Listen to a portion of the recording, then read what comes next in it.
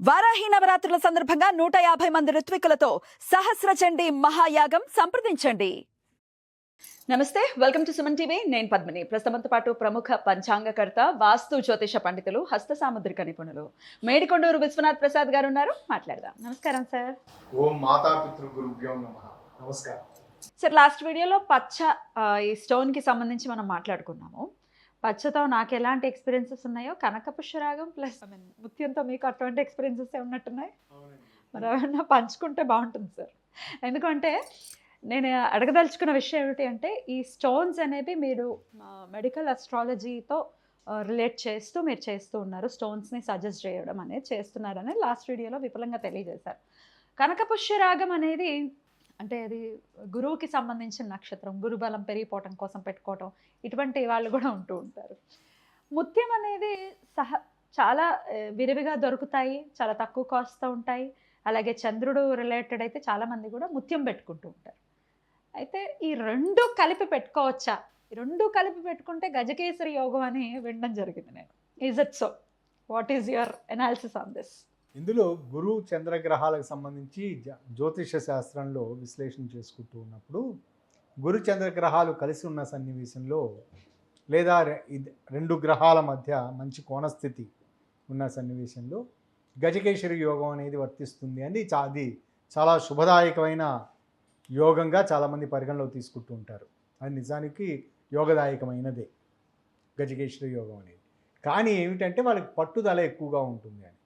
ఆ పేరులో కనిపించేది ఏమిటంటే, గురువు చంద్ర రెండింటికి సంబంధించి చూసుకుంటున్నప్పుడు గురువు పుత్రవాత్సల్యంతో చంద్రుడిని చూస్తూ ఉంటాడు అని, చంద్రుడు కొంచెం గారాభంగా కొంచెం నెగ్లెక్ట్ చేస్తూ ఉంటాడని గురువు అనేది పురాణ కథనం. ఇందులో ఈ రెండు గ్రహాలు కలిసి ఉన్న సన్నివేశంలో గజము అంటే ఏనుగు, కేసరి అంటే సింహం. ఈ రెండు చంద్రుడిని ఎందుకు పుత్రవాత్సల్యంతో చూస్తాడు గురువు? పురాణ కథల ప్రకారం తారా శశాంకం అనే ఒక ప్రత్యేకమైన ఒక కథ ఉంది. ఆ తారా శశాంకంలో చంద్రుడు గురువు దగ్గర శిష్యరికం చేస్తున్న సందర్భంలో తారగారితోటి గురువు పత్నితోటి సంగమించటం అనేది జరిగింది అని, అందుచేత బుధుడు జన్మించాడు అనే తారా శశాంకం అనే కథ. కానీ తన దగ్గరకు వచ్చే శిష్యుడు, చంద్రుడు శిష్యుడు కాబట్టి పుత్రవాత్సల్యంతో చూస్తూ ఉంటాడు. గురువుగానే ఉంటూ ఉంటారు. కానీ ఇందులో ఏమిటంటే, చంద్రుడు సకల కళావల్లభుడు, అన్ని రకాల ఇది ఉంటాయి కాబట్టి గురువు గారిని కొంచెం తక్కువగా చూస్తూ ఉంటాడు. కానీ రెండు చాలా బలమైన ప్లానెట్స్, రెండు చాలా బలంగా సమఉజ్జీ కలిగిన లక్షణాలు కలిగిన తత్వం. అంటే గురువుకి సమఉజ్జీ కాదు, ఇంచుమించు సరే సమఉజ్జీ అని చెప్పడం ఉద్దేశం. ఇది పురాణ కథలది.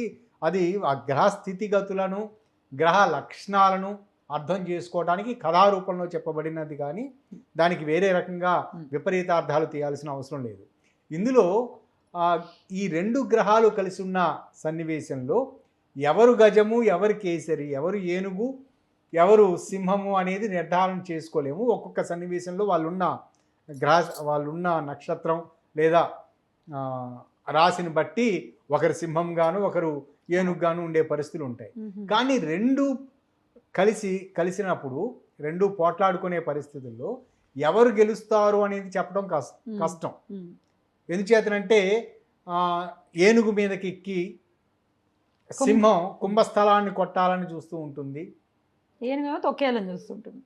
తొండంతో ఏనుగు పట్టి కింద పడేయాలని చూస్తూ ఉంటుంది.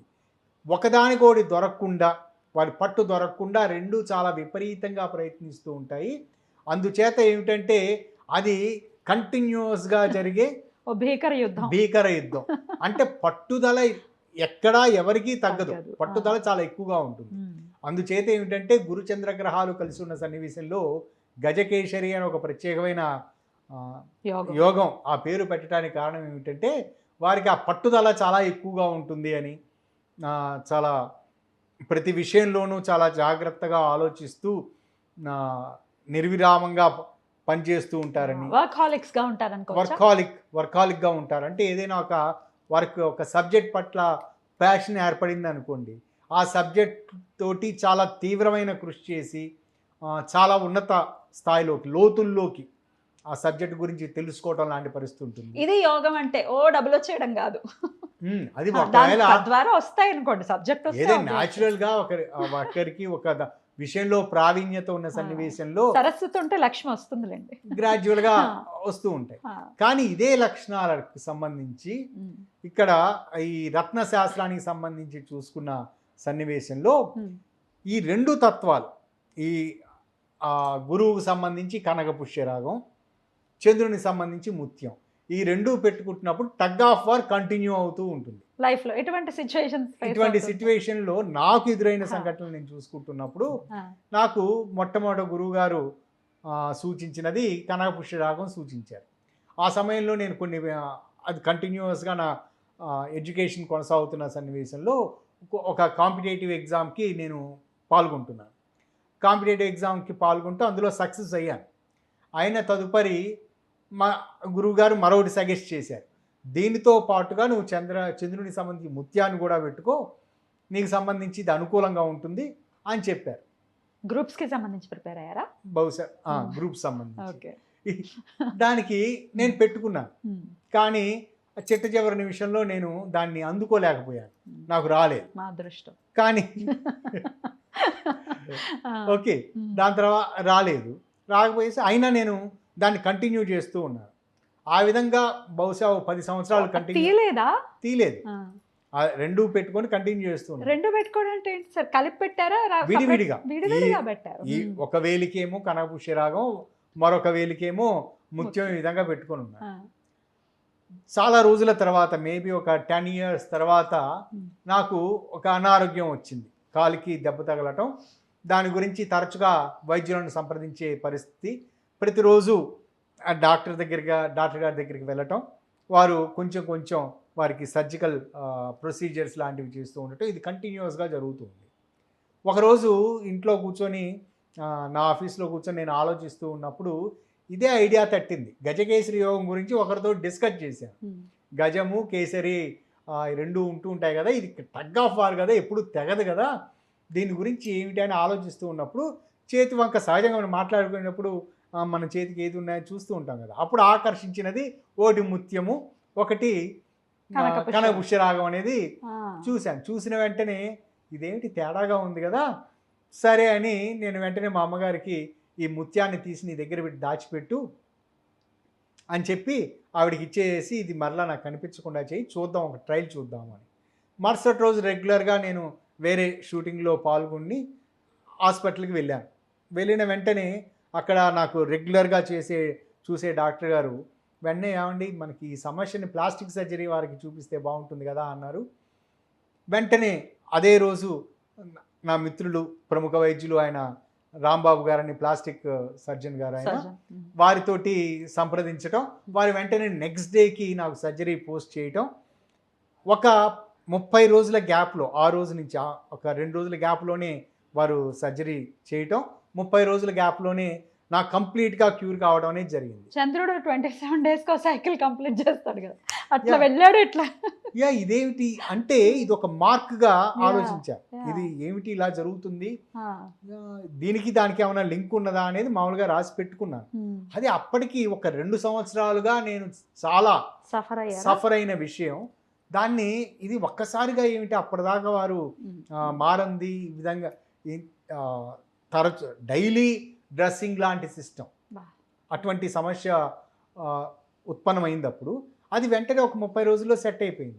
బహుశా యాదృచ్ఛికంగా జరిగిందేమో అన్న ఆలోచనతో ఇది జరిగిన కొన్ని రోజుల తర్వాత నా దగ్గరకు ఒక ప్రముఖమైన వ్యక్తి వచ్చాడు. ఆయన చాలా ఉన్నతమైన స్థాయిలో ఉన్నవాడు, కానీ చాలా విపరీతమైన ఆర్థిక ఇబ్బందులను ఎదుర్కొంటున్నాడు.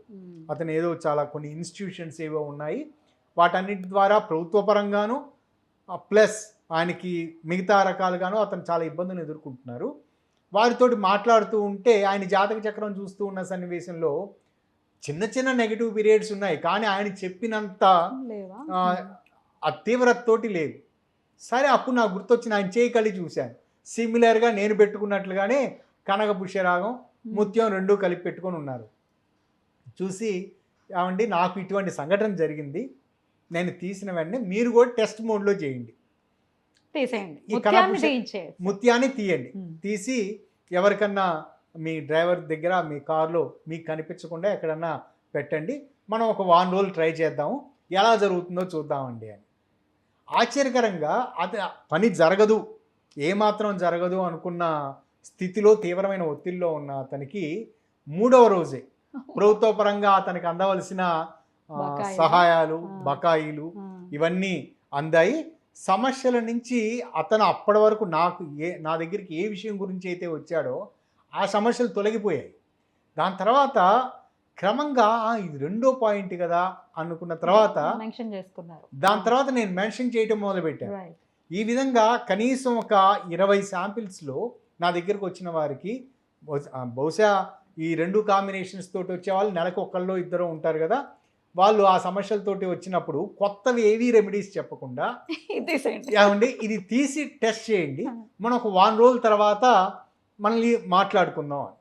1 రోజుల తర్వాత వాళ్ళు దాని గురించి మాట్లాడటానికి అయితే రాలేదు, అంత ఫాస్ట్గా వచ్చింది. Amazing sir. దీనికి వెనకాల ఏమిటంటే దాని గురించి కొంతమంది ప్రముఖులతోటి న్యూమరాలజిస్ట్ ప్రముఖ న్యూమరాలజిస్టులు వాళ్ళతోటి డిస్కస్ చేసిన సన్నివేశంలో ఏమిటంటే వారి సిద్ధాంతం ప్రకారం, వారు ఆచరించే సిద్ధాంతం ప్రకారం నెంబర్ 1 అంటే రవికి సంబంధించి మనం సహజంగా కెంపును సూచిస్తూ ఉంటారు జ్యోతిష్ శాస్త్రంలో.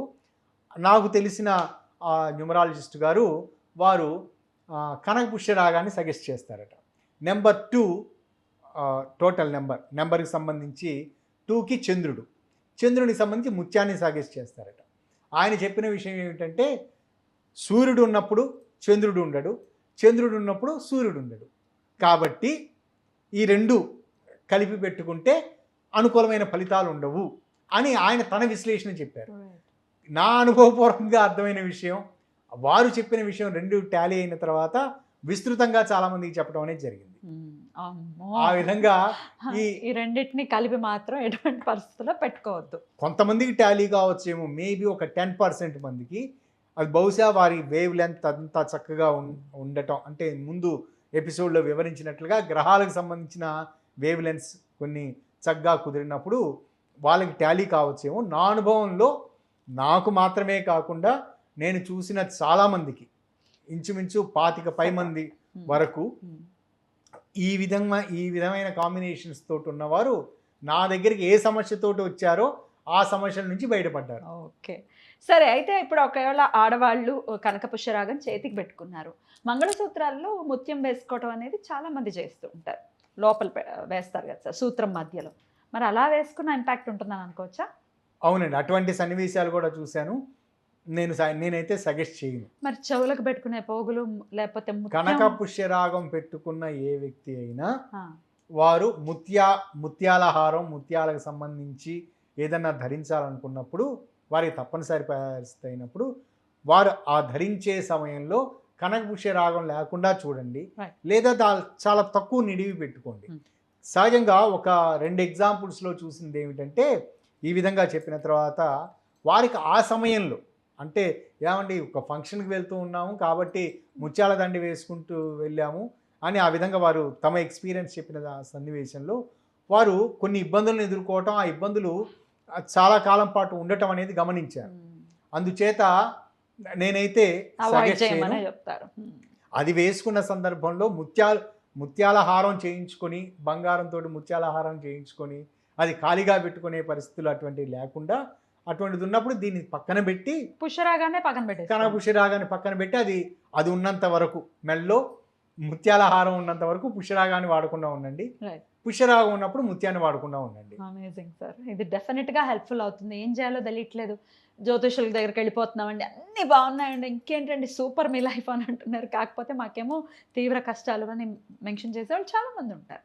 సో ఇది డెఫినెట్గా హెల్ప్ఫుల్ అవుతుంది. మీ పర్సనల్ ఎక్స్పీరియన్స్ని కూడా నాతో షేర్ చేసుకున్నందుకు బోల్డ్ అన్ని కృతజ్ఞతలు. మీరు ఆ గ్రూప్స్లో వెళ్ళి మీరు అటో వెళ్ళిపోతే మేమేమయ్యేవాళ్ళం, మంచిదైంది, గురువుగారు మంచిగా చేశారు. ఈ సందర్భంగా మళ్ళీ గురువుగారికి కృతజ్ఞతలు తెలియజేస్తూ చాలా అద్భుతంగా మాకు వివరించారు సార్. Thank you. నమస్తే. నమస్కారం అండి.